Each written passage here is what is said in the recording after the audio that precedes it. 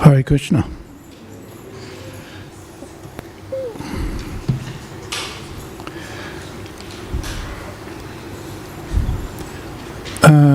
What verse have we got up on the board?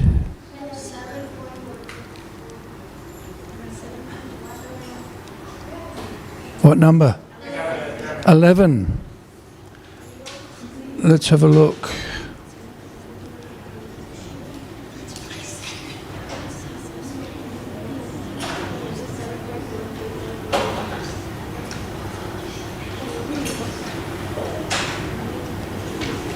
Okay.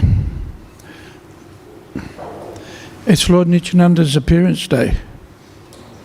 Is that why you're all here? Are you having a holiday today?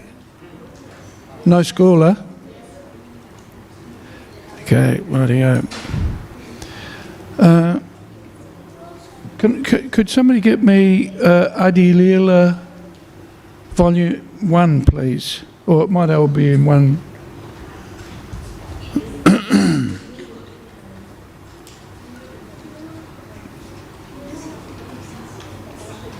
Yeah, that's good. Thank you.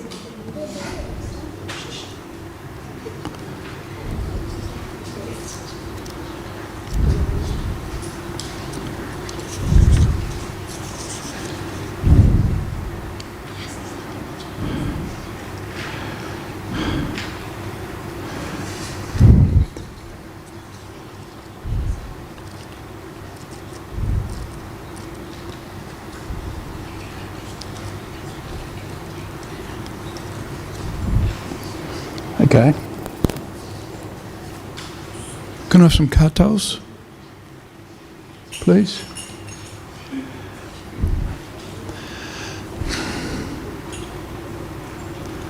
Ta.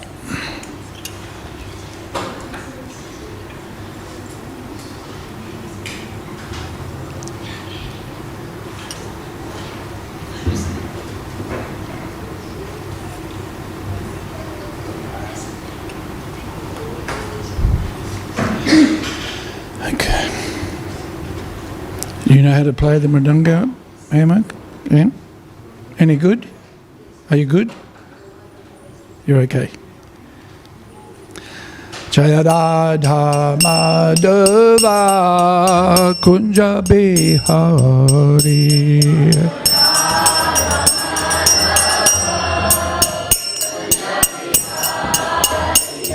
Jaya Radha Madhava Kunja Bihari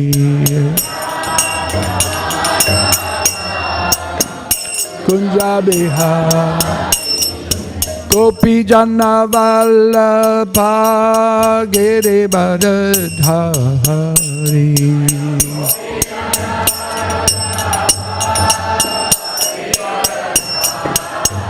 Jaya Gopi Jana Vallabha Girivardhari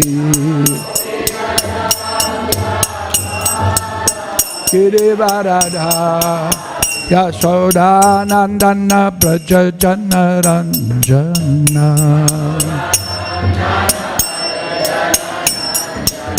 Yashoda Nandana Praja Jana Ranjana Jamuna Tera Banachari Banachari Jamuna Tera Banachari Banachari Jaya Radha Madhava Kunja Bihari Madhava Kunja Bihari Jaya Radha Madhava Kunja Bihari Madhava Kunja Bihari Jaya Gopi Jana Vallabha Girivardhari Radha Girivara Jaya Gopi Jana Vallabha Girivara Dhari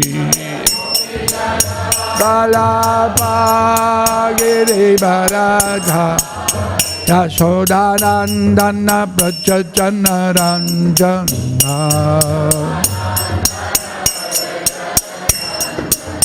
Yashodanandana Braja Jana Ranjana Yamuna Tera Vanachari Jamuna Tera Vanachari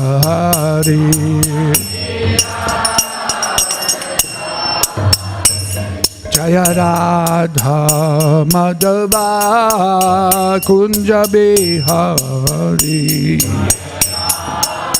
Madhava Kunja Bihari Jaya Radha Madhava Kunja Bihari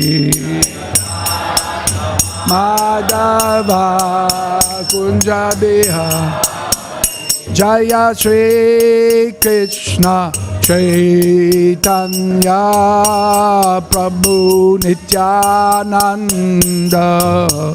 Shri Advaita Gadadha Srivasadi Gaura Bhakta Vrinda Shri Krishna Nityananda Shri Advaita Gadadha Srivasadi Gaura Bhakta Vrinda Jaya Shri Krishna Chaitanya Prabhu Nityananda Shri Advaita Gadadha Srivasadi Gaura Bhakta Vrinda Na Chaitanya Prabhu Nityananda Shri Advaita Gadadha Srivasadi Gaura Bhakta Vrinda Jaya Shri Krishna Chaitanya Prabhu Nityananda Shri Advaita Gadadha Srivasadi Gaura Bhakta Vrinda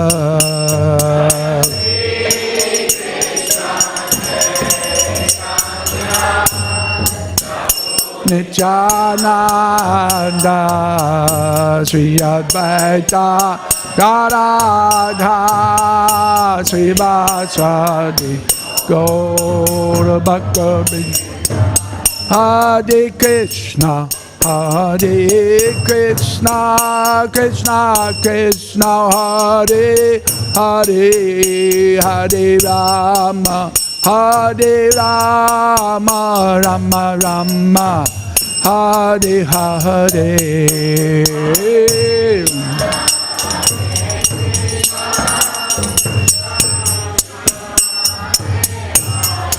Hare Rama Hare Rama Rama Hare Krishna Hare Krishna Krishna Krishna Hare Hare Hare Rama Rama Rama Hare Hare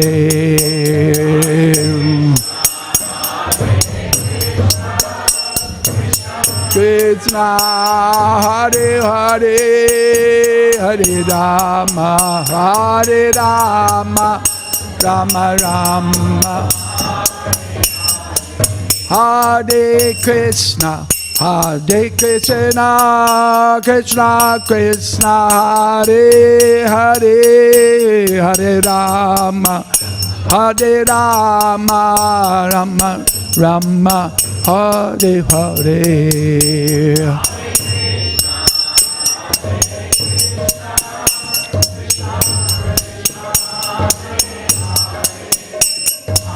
Rama, Hare Rama, Rama Rama, Hare Hare. Hare Krishna, Krishna Krishna, Hare Hare, Hare Rama, Hare Rama, Rama Rama, Hare Hare.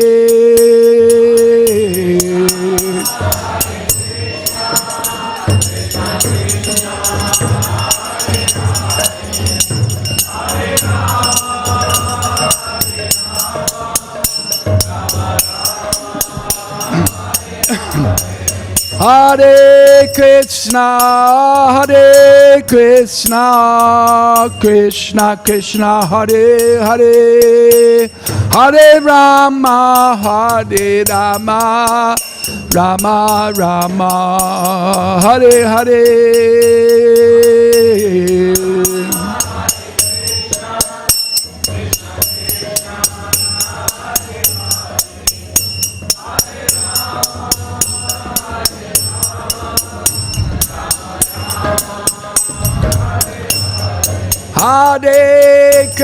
Hare Krishna, Krishna Krishna, Hare Hare, Hare Rama, Hare Rama, Rama Rama, Hare Hare.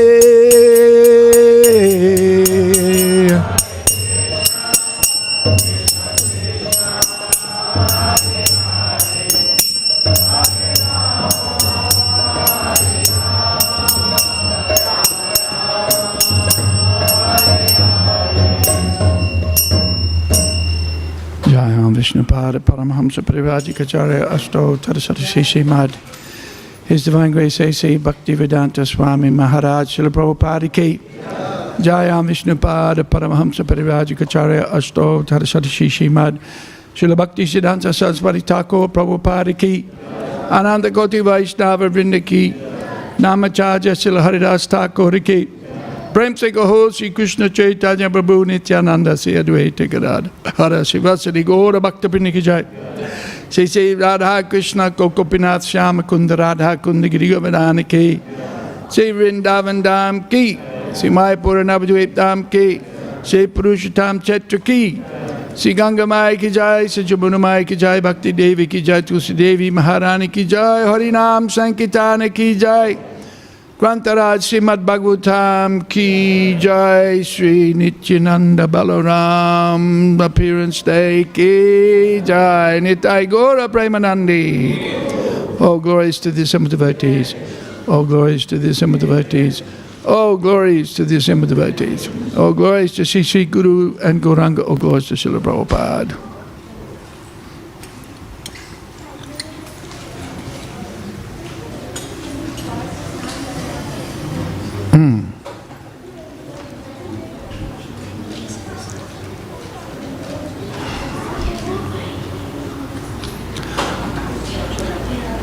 Om Namo Bhagavate Vasudevaya.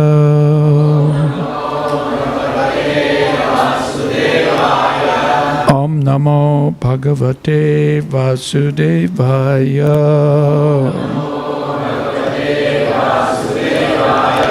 Om Namo Bhagavate Vasudevaya.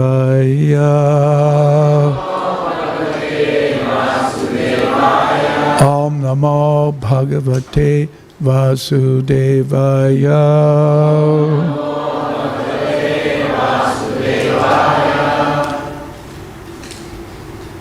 Reading from Śrīmad Bhāgavatam, Canto 7, The Science of God, Chapter 14, Ideal Family Life, text number 11. Ashvagante vasayibhya Kaman samvibhajedyata Apyekam dimanodaram Nrinam svatvagraho yataha Asvaghante vasayibhyaha Kaman samvibhajedyata Apyekamatmanodaram Nrinam svatvagraho yataha Asvaghante vasayibhyaha Kaman samvibhajedyata Apyekamatmanodaram Nrinam svatvagraho yataha.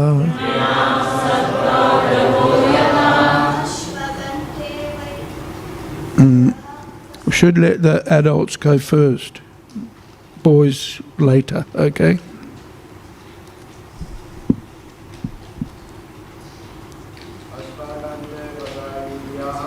Asvagante vasayibhyaha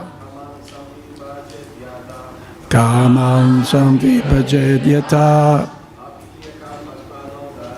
Apyekamatmanodaram Nrinam svatvagraho yataha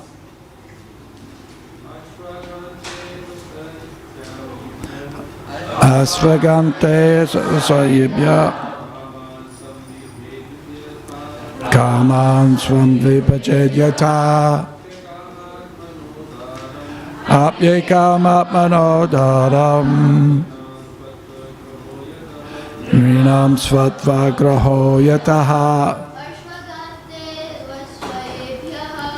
Asvagante vasayibhyaha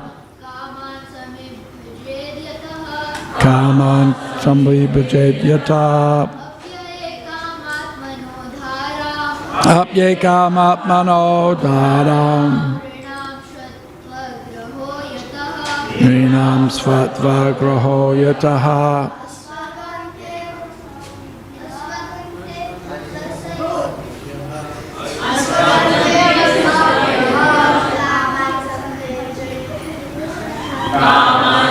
Vibhajedyata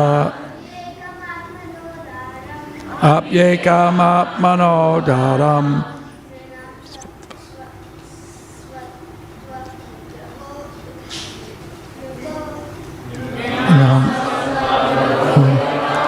Ladies, ladies.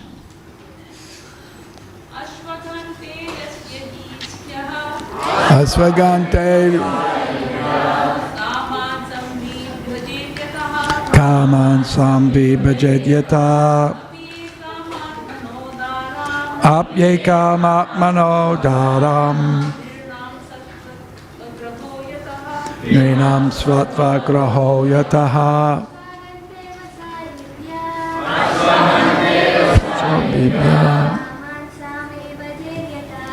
Kaman Apyekamatmanodaram Nrinam svatvagraho yataha. Even up to Swa, the dog, Agha, sinful animals or living entities, Ante avasayibhyaha, unto the Chandalas, the lowest of men, dog eaters and hog eaters, Kaman, the necessities of life, Samvibhajet, should divide, Yata, as much as, deserved. Api, even. Ekam, one. Atmanaha, own. Dharam, the wife. Nrinam, of the people in general. Svatvagraha, the wife is accepted as being identical with oneself. Yataha, because of which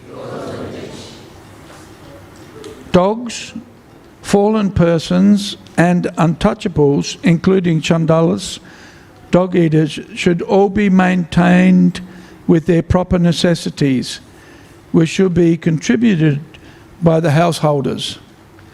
Even one's wife at home, with whom one is most intimately attached, should be offered for the reception of guests and people in general.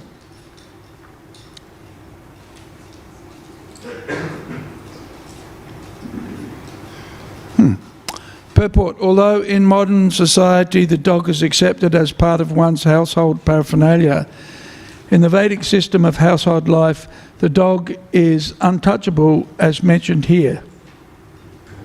Oh, sorry. I'll read that again. Although in modern society the dog is accepted as part of one's household paraphernalia, in the Vedic system of household life, the dog is untouchable. As mentioned here, a dog may be maintained with proper food, but it cannot be allowed to enter one's house, what to speak of the bedroom.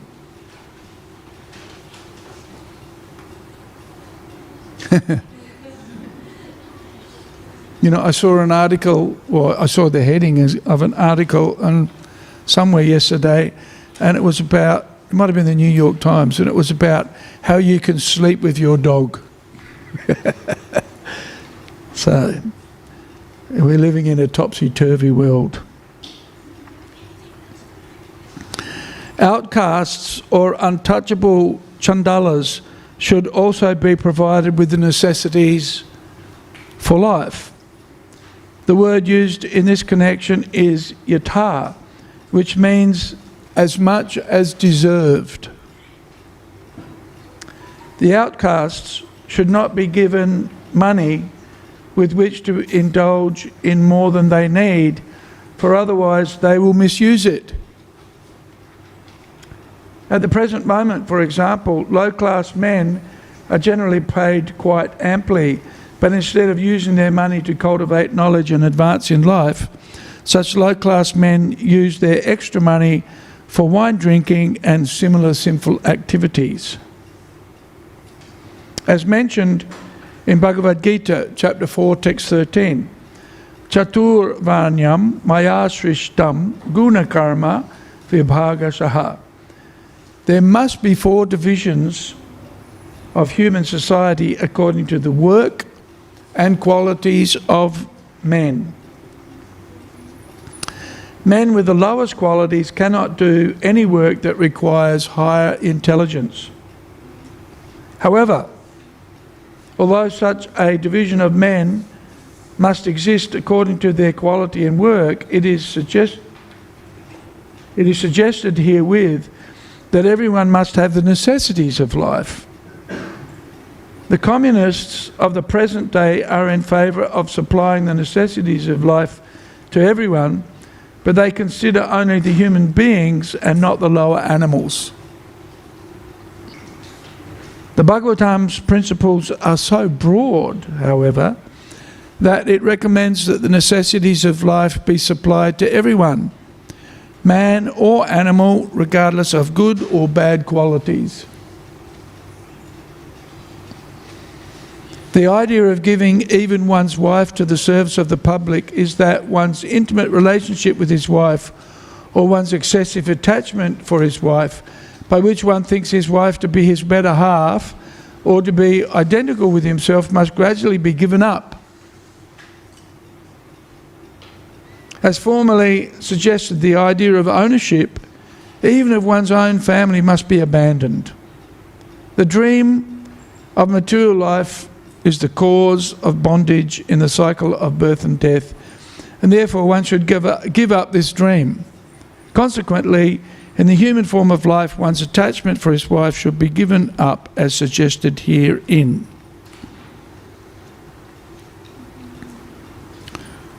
Om Jnana Timirandasya Gyananjana Salakaya Chakshurun Militam Jena Tasmaye Shri Gurave Namaha Sri Chaitanya Manobhishtam Stapitam Jena Bhutale Swayam Rupa Kadamayam Dadati Swapadantikam Mukam Karoti Vachalam Pangum Langayate Girim Yat Kripa Tamaham Bande Sri Gurum Dinatavinam.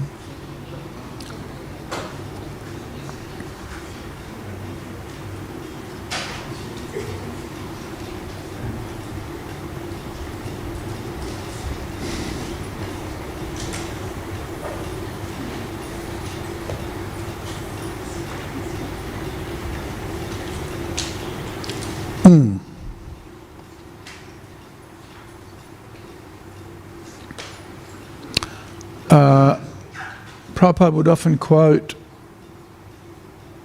Chanakya Pandit.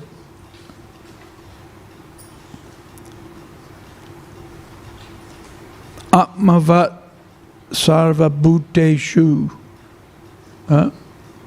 which means we should see others as we see ourselves. Or what's the Christian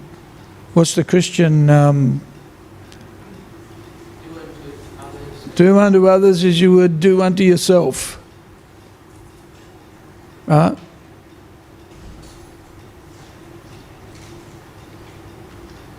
Which is symptomatic of a devotee also.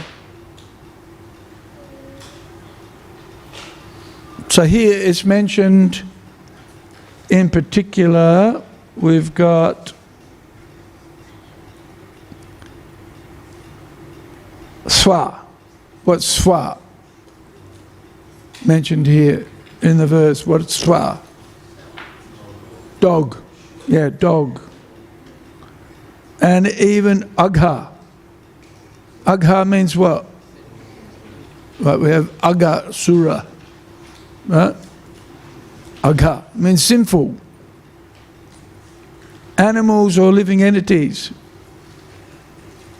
And even the chandalas.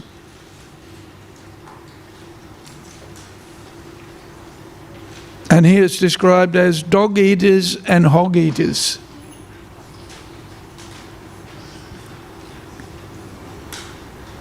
We probably don't meet many dog eaters, right? In fact, in modern society, people, as Prabhupada says here, they worship their dogs. Right? I always think it's humorous, somebody's walking their dog and then the dog passes a stool and the master has to pick up the stool of the dog, right? And the dog walks off wagging his tail. He thinks, this is great. Right? I'm being waited on hand and foot. So that may be taking it a little bit too far, right? But here, there's still allowances given for even the dogs, right? And even simple persons should be maintained.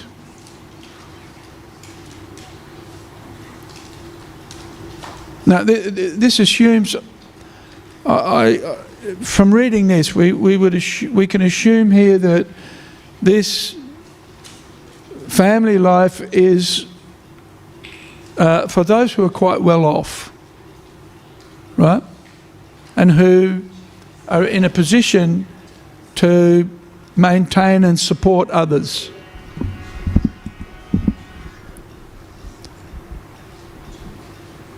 Just like I was talking to a friend of mine who lives in Gaborone. Do you know where Gaborone is? Hands up if you think you know where Gaborone is? Okay. Botswana.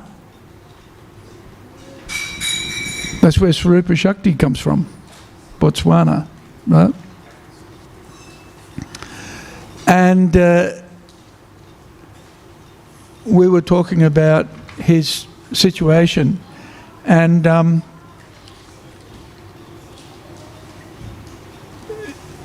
in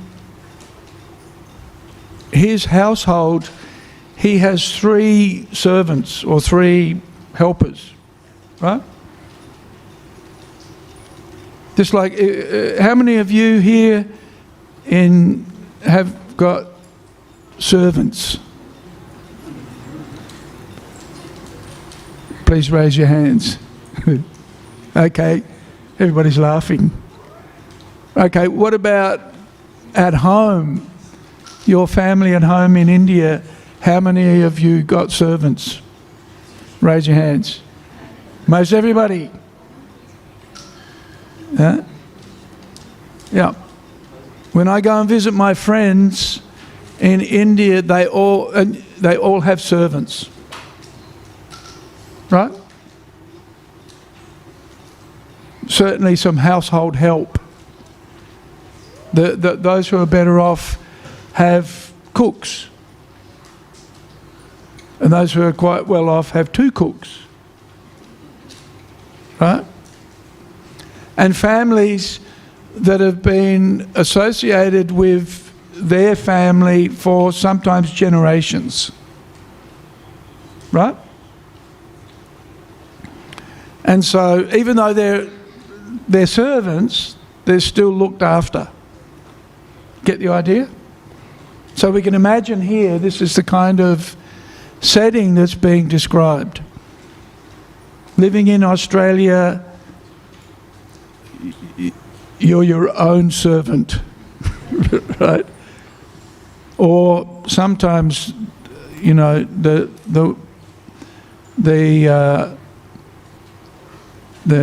wife is the servant, right?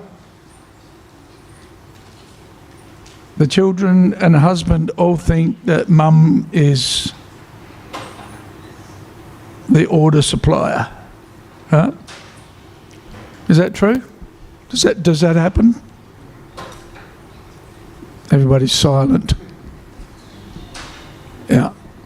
But interesting here, Prabhupada says we have to give that up, that notion, that idea, that the wife is the servant, right? One should treat the wife with respect and honour her. And here it says, not think of the wife as one's possession or the children as one's possession. But in one sense, you know, this mood is one of service.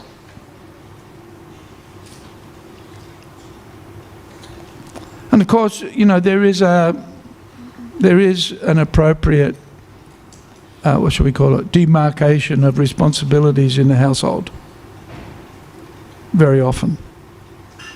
And of course, in a patriarchal society, then the husband is the earner and the wife is the nurturer at home, especially looking after the children. So this is a natural division of responsibility in terms of maintaining a family environment. Of course, it can be easily exploited, though, because you know we have a situation where, in my visiting, I've been visiting a different Bhakti Vriksha every week, and what I've noticed, what I've discovered in the Bhakti Vriksha is that in each of the groups that I've visited, there's only one single income family out of at least, a dozen to 15 families in each group. Right? So what does that mean? What do you think that means?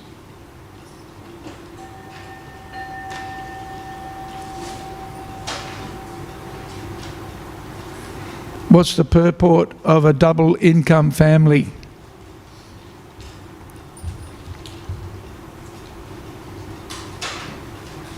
It's not very hard to work out. What do you think it means? Huh? Earn more money. Maybe. Yeah, that's perhaps the purpose. That's the reason why. But what else? What does it mean? If both husband and wife are working in a job, what does that mean?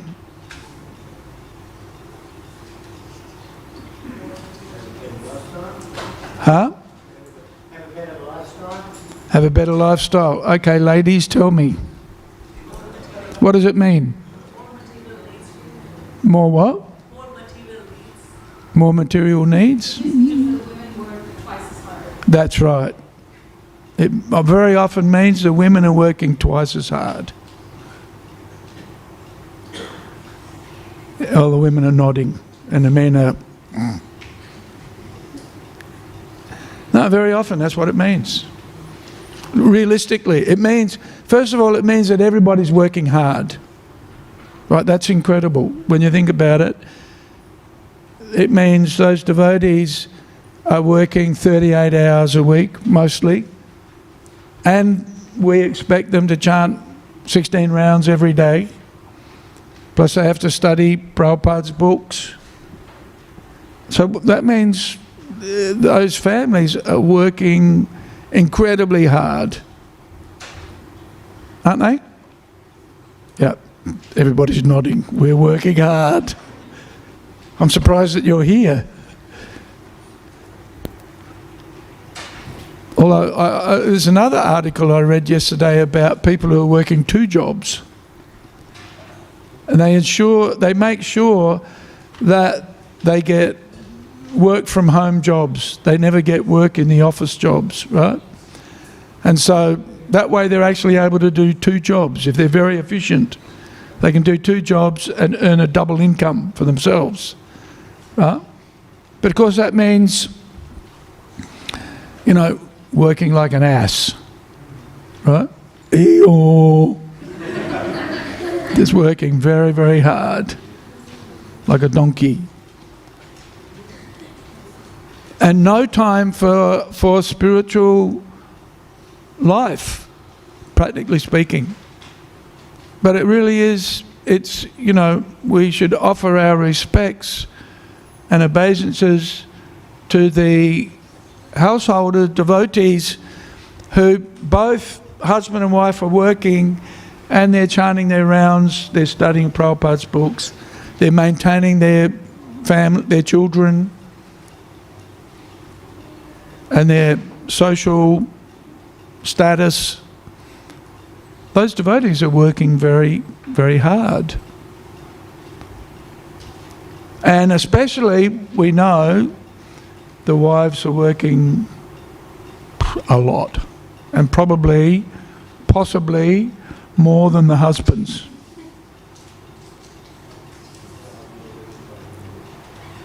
Well, yeah. So, food for thought. Food for thought. We should value the contributions of everyone, including the dogs. Although anybody here got a dog? Had a dog? But generally speaking, devotees are not so. But if you were a householder, and traditionally, most people in India traditionally would have lived in a rural setting, and so dogs part of the whole equation, and a dog is meant to protect. right? One characteristic of a dog is they're very, very loyal and faithful, right? And you know, there are some dogs, they're so good working animals, they can be sold for $10,000 or $15,000 more. Valuable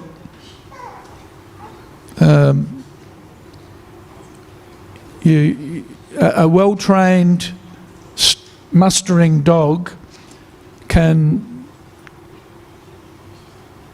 do the work of 5 humans, rounding up sheep and cattle and the like. Actually, I had a dog called Bluey, and you know, some of these dogs just have the natural instinct in herding and shepherding. So Bluey used to sit outside the shop next door to where we lived, and when the kids would come home from school, they'd go and buy something, and then when they come out, Bluey would capture them. She wouldn't do anything to them, but she'd just keep them cornered. And the shopkeeper used to have to ring us up and say to her, "Can you come and get Bluey?" She's got the kids cornered. Yeah, so dog has a place. It can have it, you know, we may not appreciate or look after dogs because they're unnecessary for a Brahminical style of life.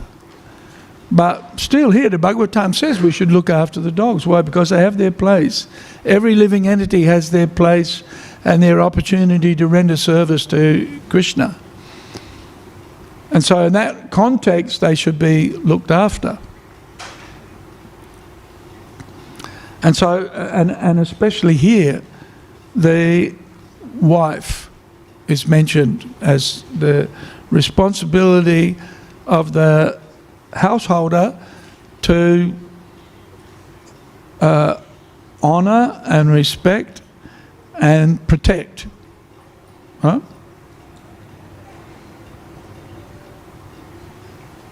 And the notion of proprietorship should be given up. In other words, a devotee understands what is his quota and how to use that quota in Krishna's service. Everything has been provided. What is it? Isavasyam idam sarvam yatkincha jagatam jagat. Everything is provided by Krishna. And so a devotee is able to see how everything is to be used in Krishna's service. And that the real proprietor is Krishna. What is it? Idam Krishnaya idam namama. Right, this is the mantra that we chant after we're off, when we offer oblations into the fire. Swaha. Idam Krishnaya idam namama. This is the right meditation. So, interesting.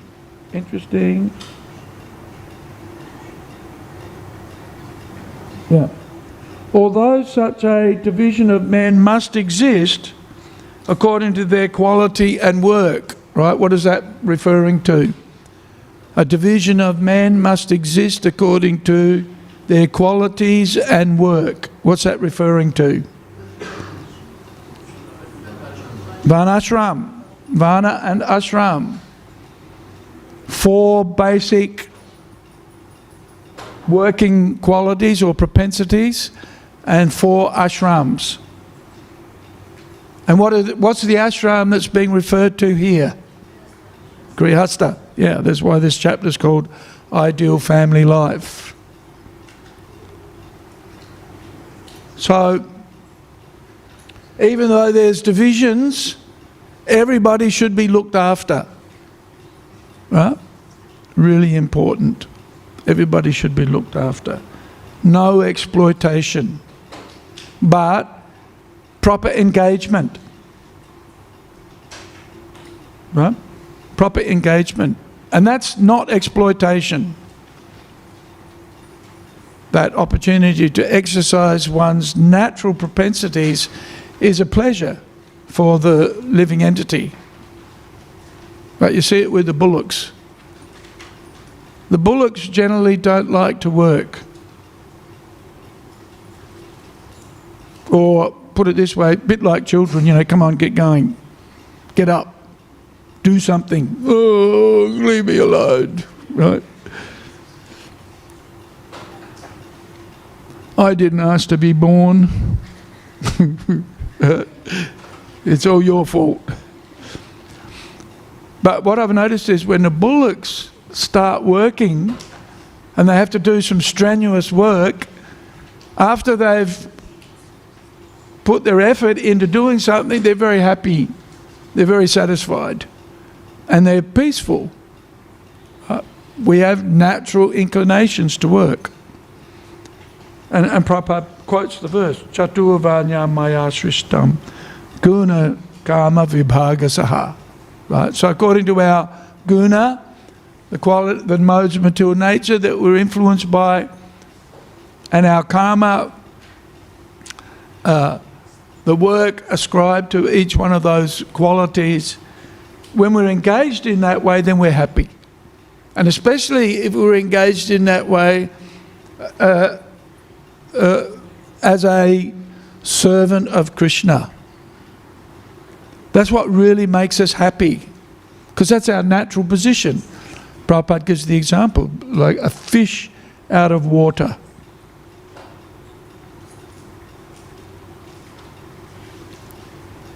A fish out of water is just unnaturally situated. Will die. Will suffocate. Right? We'll suffocate if we're put in water. But a fish suffocates when it's out of water.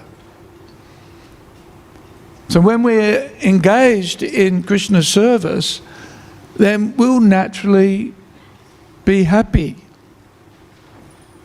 And this is something that a devotee understands.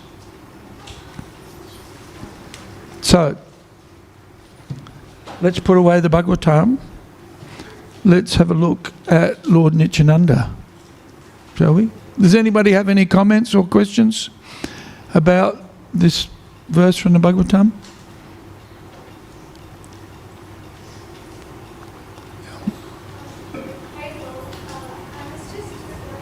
Can we give the microphone, please? Just hang on a second.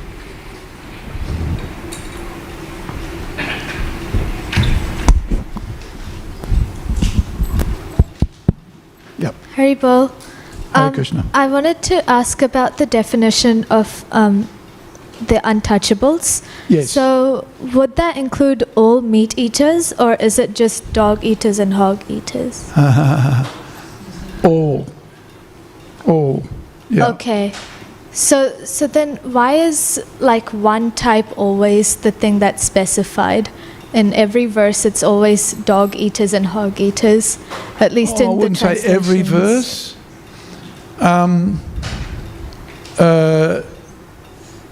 But it's a reference to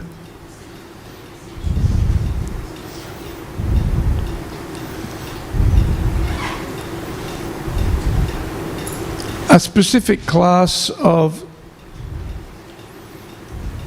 or a specific group, I guess you could say, that in Vedic times, this is my understanding, people wouldn't eat cow. They just wouldn't touch cows. Mm-hmm. In fact, the Kshatriya king would punish you if you did. Right? Whereas there were some allowances made for eating dogs and pigs and other animals. So, like a deer eater would still be an untouchable, like eating any other form of animal. Sorry, I missed that. Like eating any other form of animal, that would all be in the untouchable class. I would think so. Yeah. Okay. Yeah. And these are just examples. I guess dogs and hogs fairly readily available.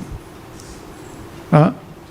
So you could easily eat them if that was your inclination. But, you know, keep in mind the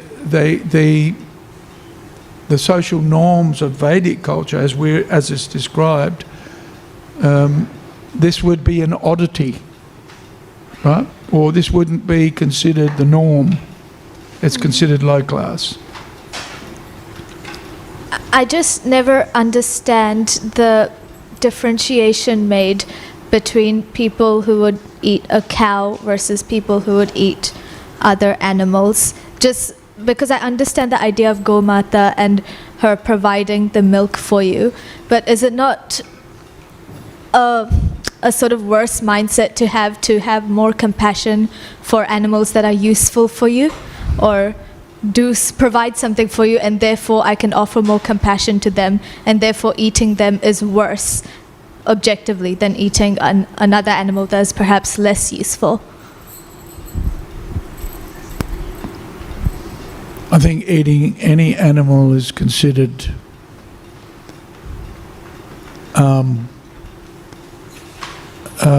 what's the word? Kripana, not merciful. You know, killing any animal is very selfish and inconsiderate. Yet there is a differentiation, and so. But in you know, in the Kali, in this day and age, there's no differentiation, right? There's you can eat a cow, a hog, or actually, the thought of eating dogs is abhorrent to modern society, right? Although there are societies where eating dogs and cats is okay. Hare Krishna. So,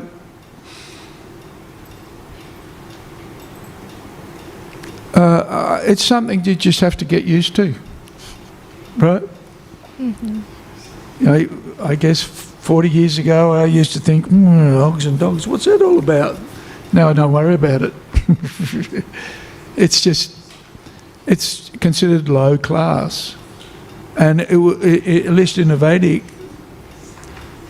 construct, killing cows was just unthinkable. Huh? Unthinkable. So that doesn't solve your question. Social norm more than anything. The Bhagavatam is describing a culture very often that's very different to what we're experiencing. Yeah.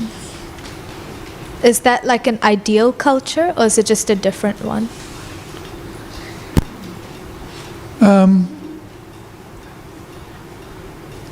Well, it's interesting because the Bhagavatam's main focus is on bhakti, devotional service, but it covers a lot of topics, and not all topics are related to bhakti, although they're supportive of it. They're not all immediately describing pure devotional service, right? So very interesting here, we have a setting where it's said that we should look after the low class and the whatever, right? And so in relationship to bhakti, that's not entirely required. Yet, in a culture where bhakti is the underlying, it's the foundation, supporting all living entities and being tolerant and compassionate to others is encouraged. And so that's part of that mood, right? So does the Bhagavatam present ideal culture? Yes, that's what's being presented here, ideal family life, right? Anybody else? Comments? Or anybody like to comment on this question? Madhuka. Madhuri asked, of the 8.4 million species, 400,000 species are of human species, and why the word Chandala is used is because of the 4,000 species. The Chandala is the lowest amongst them, and you use the word low caste. Bhagavatam also mentioned not just a low caste, they're outcast even as well. So this is how we can think why the word Chandala is being used. Of the 4,000 species, different kinds of a species, human species, sorry, Chandala is the lowest one. Yeah. Some of the humans are not actually humans at all. That's why they're called Dvipada Pashu, two-legged animals. Yeah, it's something to think deeply about. Vedic culture never makes a discrimination based on, everybody is equally seen in their spiritual nature, but by their habits and by their temperaments, there are categorizations. So the Chandalas or animal eaters, their compassion, it's not that based on their choice of food. You put them in different buckets. This one is to be respected and this one is to be discarded, or this is untouchable. The point here, we have our regulative principle, no meat eating. The culture of compassion is uncompromisable. But the reality of human society is there will always be people who would want to drink wine, who would want to have, illicit relationships and eat meat and all sinful proclivities. So the Vedic culture therefore accommodates them and does not reject them.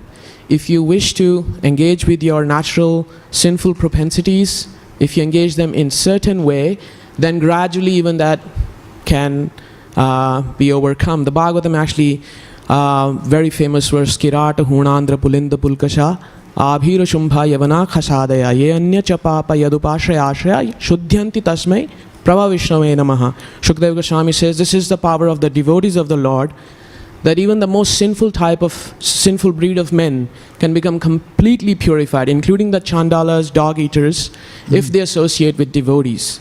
So that's the point here, that we work with our natural propensities, but when we associate with those who have higher consciousness, we can overcome our natural sinful propensities. Hare Krishna. Very good. Thank you. Yeah. And yet there's discrimination. There are classifications. And that's what we're seeing. Okay. Today is the appearance day of Lord Nityananda.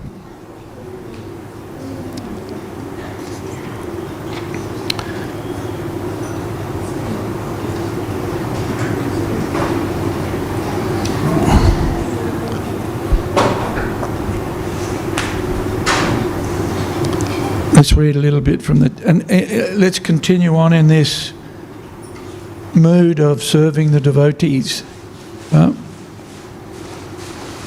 Vande Nanta Dabhutaishvaryam Sri Nityanandam Ishvaram Yasyechaya Tatswarupam Agenapi Nirupyate. Let me offer my obeisances to Lord Sri Nityananda, the Supreme Personality of Godhead, whose opulence is wonderful and unlimited. By His will, even a fool can understand His identity. Hands up, anybody who's a fool here? Okay. All right, you may fit this qualification. And by Lord Nityananda's mercy, you can understand Him. Jaya Jaya Sri Chaitanya Jaya Nityananda. Jaya Sri Chaitanya Jaya Nityananda. Jaya Dvaita Chandra Jaya Gaura Bhakta Vrinda. Jaya Dvaita Chandra Jaya Gaura Bhakta Vrinda. All glories to Sri Chaitanya Mahaprabhu. All glories to Lord Nityananda. All glories to Advaita Acharya, and all glories to all the devotees of Lord Chaitanya Mahaprabhu. I have described the glory of Sri Chaitanya in 6 verses. We're now at chapter 5 of the Adi Leela, right? So the first 4 chapters of the Adi Leela are an exposition or an explication of the first 6 verses of the Chaitanya Charitamrita. Or actually they're not the first 6 verses, but the first 6 verses that describe Lord Chaitanya. The Supreme Personality of Godhead, Sri Krishna, is the fountainhead of all incarnations. Lord Balaram is his second body. These two are one and the same identity. They differ only in form. Lord Balaram is the first bodily expansion of Krishna, and he assists in Lord Krishna's transcendental pastimes. That original Lord Krishna appeared in Navadvipa as Lord Chaitanya, and Balaram appeared with him as Lord Nityananda. May Sri Nityananda Ram be the object of my constant remembrance. What's the relationship between Krishna Das Kaviraj and Lord Nityananda? Does anybody put your hands up if you know?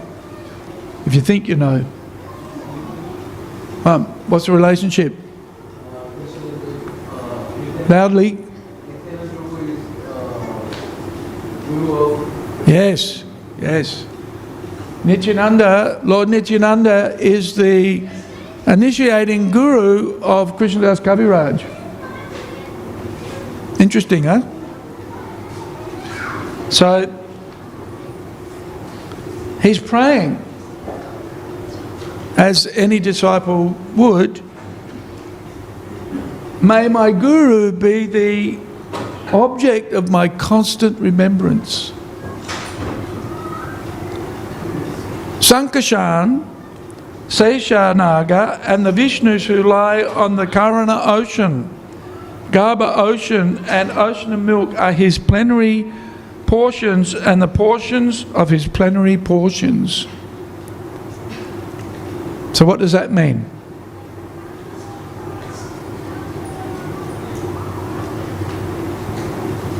Who knows what that means? Rasanandini. Lord Nityananda's parts and parcels are spread throughout the universe. Yes, yep. Sankarshan, Seshanaga, and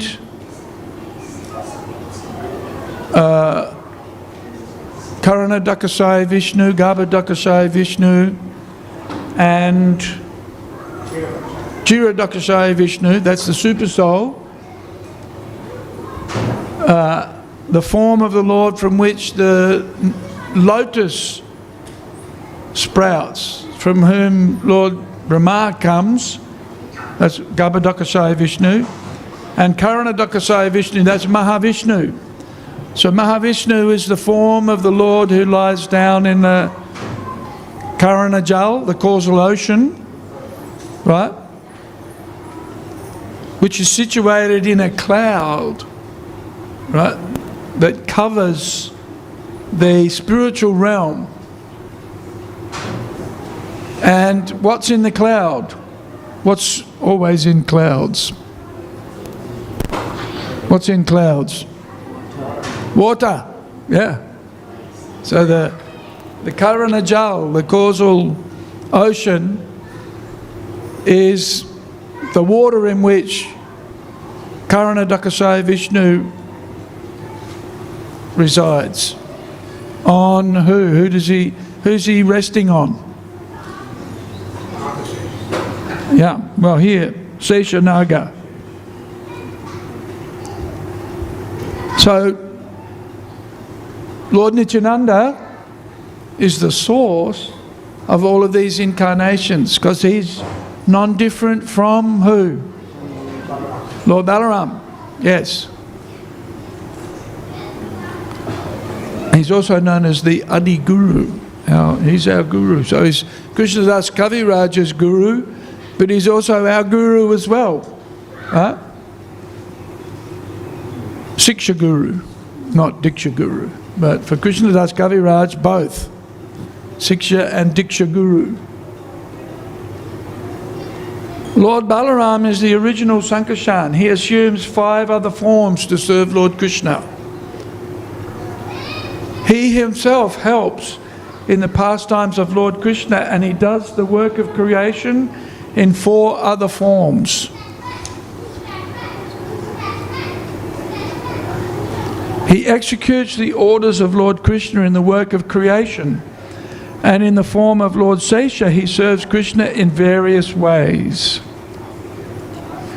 In all the forms he tastes the transcendental bliss of serving Krishna. That same Balaram is Lord Nityananda, the companion of Lord Gaurasundara.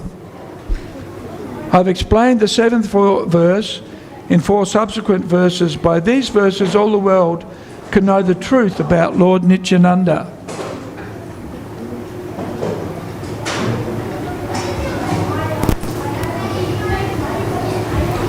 Okay.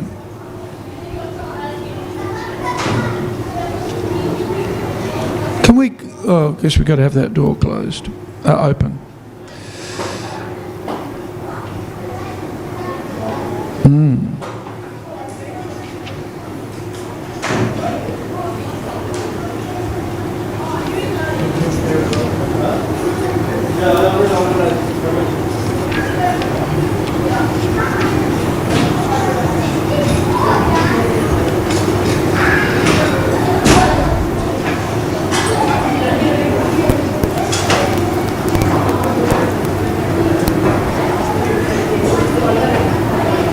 Here we go.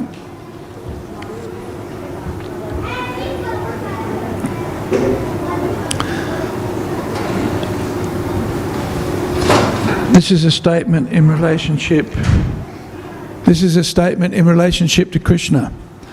Although his pastimes, this is text 29, are his only characteristic functions, by his causeless mercy he performs one activity for the fallen souls.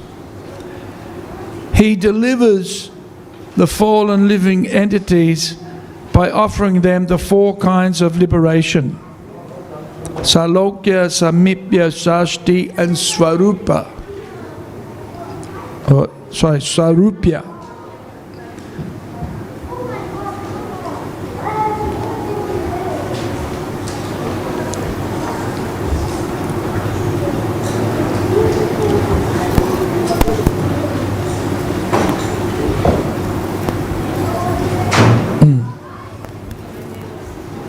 Okay.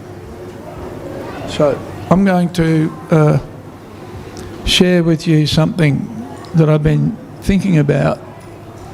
I'd like to hear your thoughts.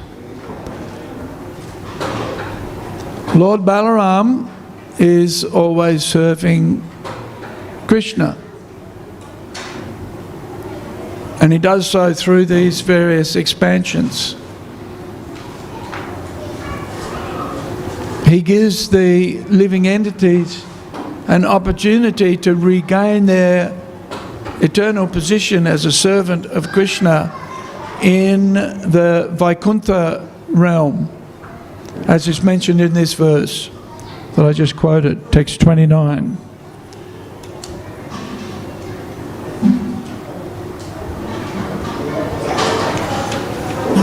But in a and that's these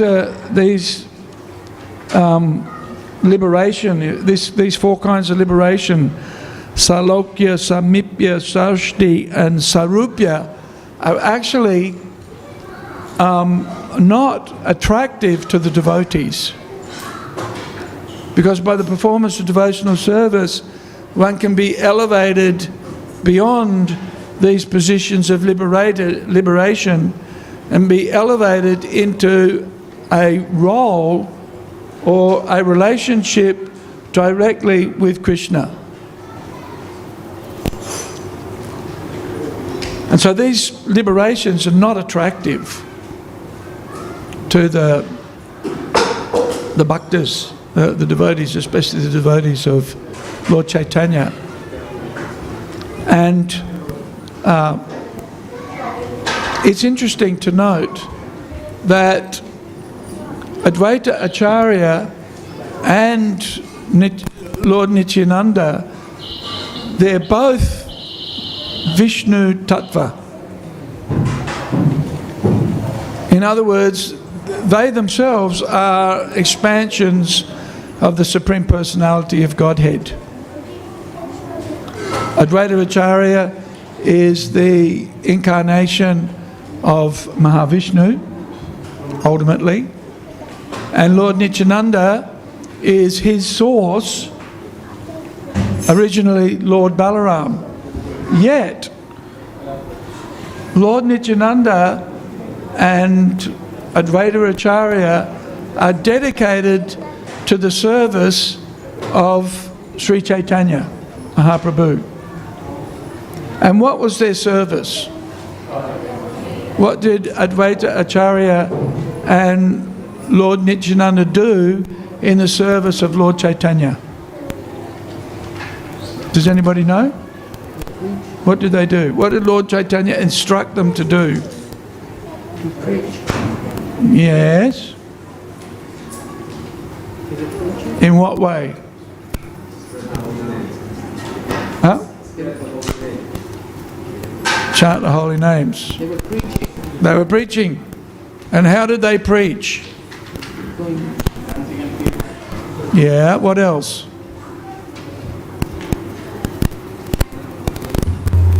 Harinam, we know Harinam. Yes, what else? They would go door to door, house to house, asking people to chant Hare Krishna. Huh? Now, it was the custom of the devotees at the time, every year, the residents of Kulinagram, in other words, the residents of Navadvip, would embark on a journey to where? Where would they go? Jagannath Puri.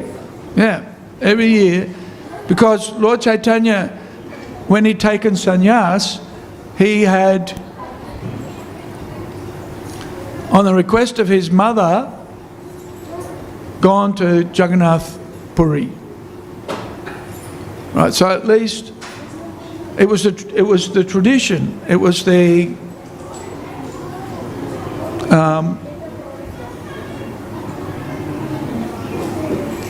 custom of the time for the residents of Bengal and Odisha also to go to Jagannath Puri to see Lord Jagannath on his Ratha Yatra. This is the tradition.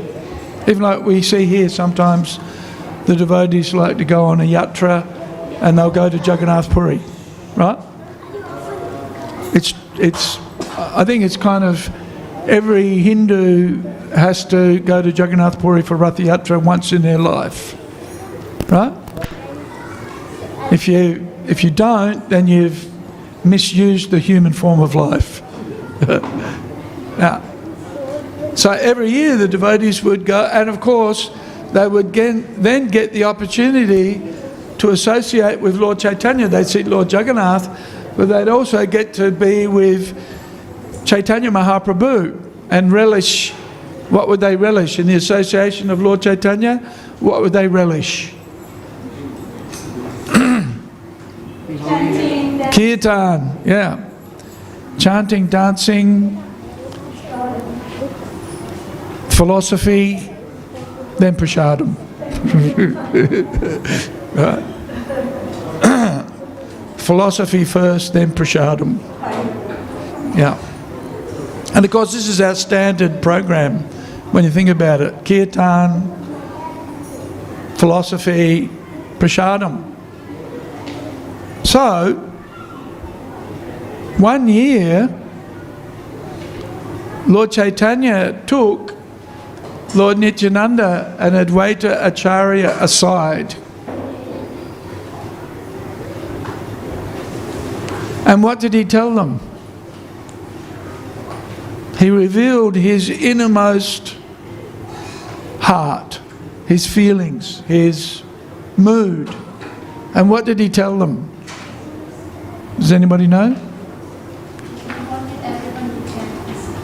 Yes, he did. But more than that, what did he tell specifically Lord Nityananda and Advaita Acharya? What did he tell them? Yes. He said, it's my desire that next year you don't come to Jagannath Puri to see me, but that you stay in Bengal and preach. What do you think about that?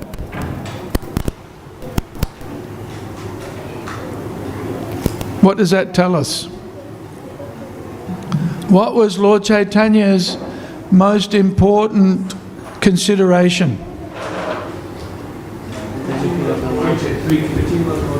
Preaching, yes. And what does that mean? The benefit of the masses. What's that? The benefit of the masses. The benefit of the? Of the general people. Of the people, yes. Lord Chaitanya was more concerned about it, because did Lord Chaitanya like Lord Nityananda and Advaita Acharya? Did he like their association? Of course he liked their association. Did Lord Chaitanya like to have kirtan in the association of his friends and associates? Of course he did. You know,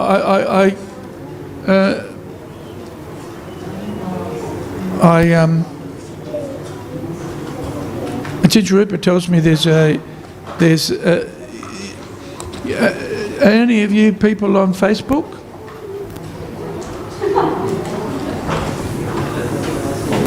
Yeah. Okay, there's a few people on Facebook. You know, there's always a meme or two going on about how bad ISKCON is, right, with some people, right? And one of them is, at the moment, you know, these kirtan mailers are just sense gratification and self-promotion, right? Self-promotion. People just show off how much of a devotee they are when they're chanting Hare Krishna. Huh? But if you think about it, there is precedent for kirtan where it's just the devotees, right? Kirtan just for the devotees. The nocturnal kirtans that Lord Chaitanya performed in Navadvip with his devotees were specifically without non-devotees. And Lord Chaitanya was upset when there was that brahmachari, the brahmachari who only ate fruit and milk, right? Right? And he hid in the clothes basket.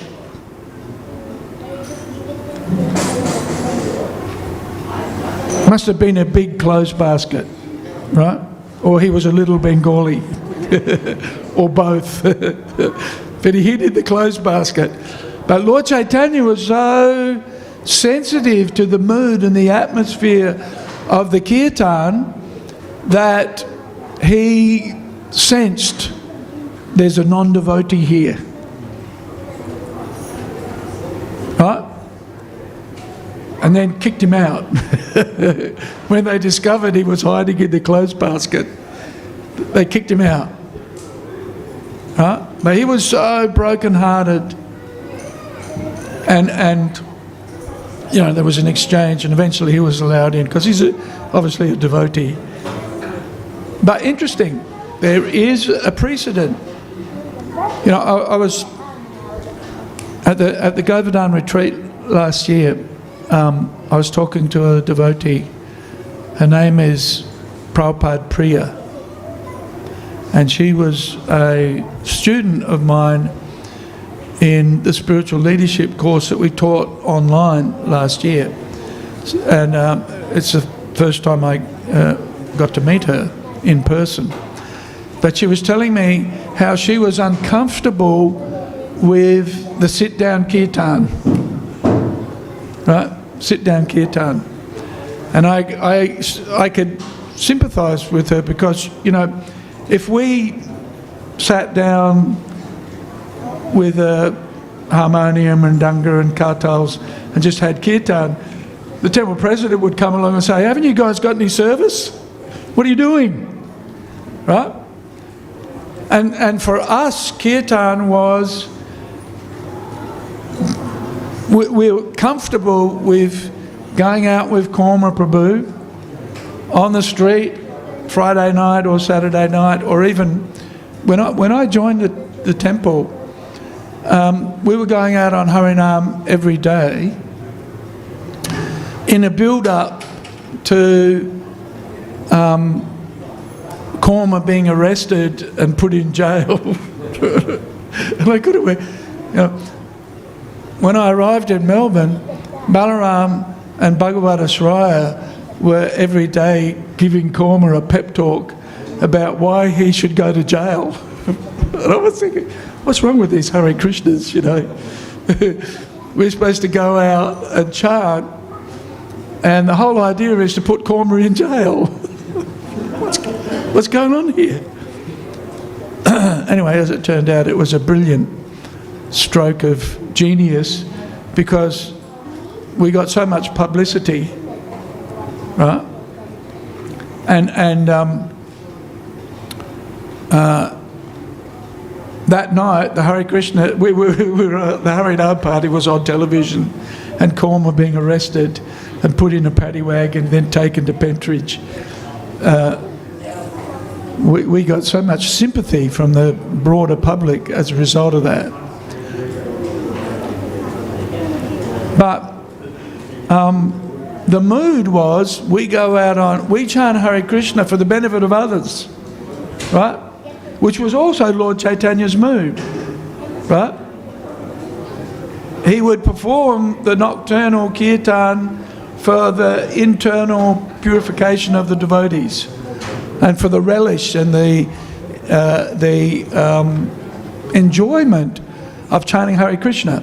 So that culture is there, actually. It's not antithetical to what we do, but it's a little different to the culture that we were brought up in, many of us in ISKCON, where chanting of Hare Krishna was always Harinam Sankirtan. And the idea was Harinam Sankirtan for the benefit of all others. Right? Prabhu? That's what we do, right? But there's nothing wrong with coming together as we do, and we'll do it in a minute. We'll chant Hare Krishna, and it'll be for the glorification of Krishna and for our enjoyment, right? Who doesn't enjoy chanting Hare Krishna? Who's not going to admit it? I met a devotee, and we were talking about meditating on Krishna. And you know, one of the easiest ways to meditate on Krishna is in the taste of water, right? And there's nothing so sweet as drinking pure water. Have you tried that? I used to go, my grandma, most of the houses in South Australia have rainwater tanks because the bore water is so horrible you can hardly drink it, right? And most of the houses that I lived in country South Australia, at the kitchen sink you had two taps. You had the bore water or the town water, which you use for washing and all that kind of thing. But for drinking and cooking, you used the rainwater tap, and the rainwater was precious. And whenever I'd visit my grandma, the first place I would go to was out the back, and Grandma had a jug and a cup, and you could drink and it was so sweet. It was the first thing I'd do. Head straight to the jug and drink. So anyway, there was one devotee, we were talking about meditation, and he said, I don't like water. What? It's crazy. Who doesn't like water? So who doesn't like chanting Hare Krishna? We all do. So, Lord Chaitanya instructed Lord Nityananda and Advaita Acharya not to go to Jagannath Puri the next year, because his concern was for the elevation of others, for the benefit of others. And that's what Lord Nityananda and Advaita Acharya, they're the Supreme Personality of Godhead, yet they chose to serve.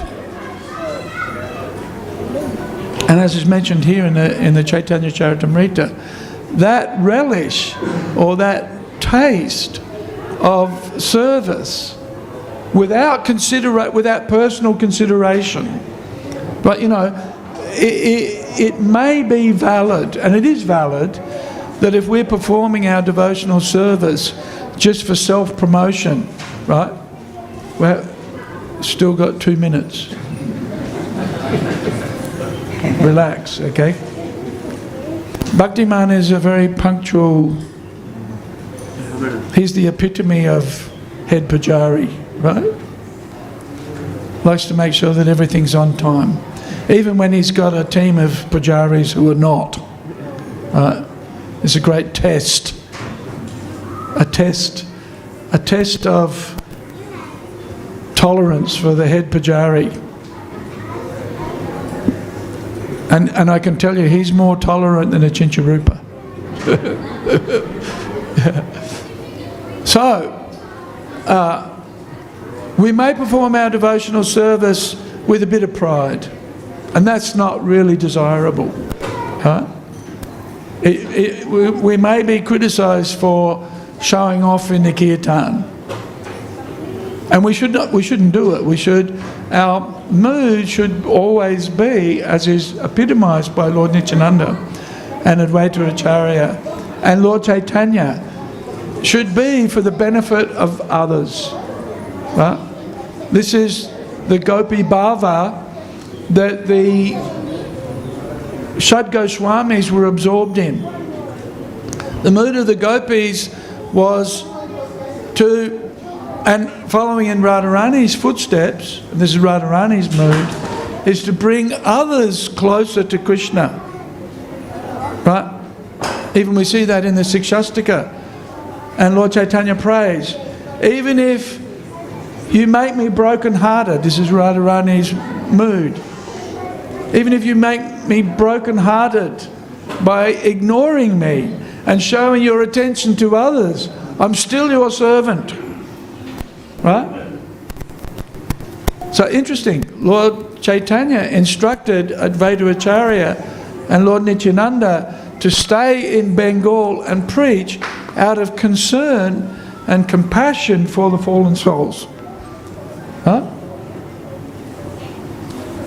So there's one feature that I was meditating on, and nowhere near, but a nice meditation on Lord Nityananda's appearance day, of just how surrendered and how much was sacrificed by Nityananda Prabhu and Advaita Acharya, in that their mood was always to render service to Lord Chaitanya. And in that mood of service to Lord Chaitanya, they were there prepared to give up their own personal enjoyment, if you like, or benefit by having, and even Lord Chaitanya was prepared to sacrifice the benefit of having their association by encouraging them to preach. And going door to door, you know, this is... And we saw what happened, you know, what happened when they met Jagai and Madai. They were personally attacked, right? So the example of sacrifice and dedication that's exemplified by Lord Nityananda is something we can meditate on his appearance day and pray for that mood of sacrifice and service, basically, which is a key feature of Lord Balaram and a key feature of Advaita Acharya. Hare Krishna. Okay. Nityananda Balarama Prabhu ki jai. Shri Shri Gaunitai ki jai. Srila Prabhupada ki jai. Hare Krishna.